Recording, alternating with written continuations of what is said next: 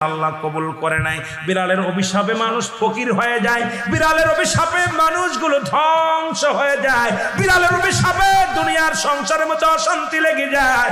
বিড়ালকে ভালোবাসলে ও মুসলমান শুনে নেও, এই বিলাইকে ভালোবাসলে বিলাই যদি দোয়া করে, বিলার দোয়ায় আল্লাহ দরবারে অনেক ফায়দা লুটতে পারবেন। জোরে জোরে চিল্লায় বলা যাবে না মারহাবা। এখানেও নবী বিড়ালকে ভালোবাসতেন। এখনো মক্কা মদিনা অসংখ্য বিড়াল আছে যারা মদিনায় গেছেন হজ করতে। আমাদের সভাপতি সাহেবও গেছে। অসংখ্য বিড়াল গুলো দেখবেন মদিনার মনোয়ারায় রাসূলুল্লাহর রওজার আশেপাশে, কাবা শরীফের আশেপাশে অসংখ্য বিড়াল। ধরে বলেন ঠিক কি না? এত সুন্দর বিড়াল যারা মক্কা মদিনায় দেখে আসছেন তাদের কাছে জিগাইবেন বিড়াল আছে কি না আছে।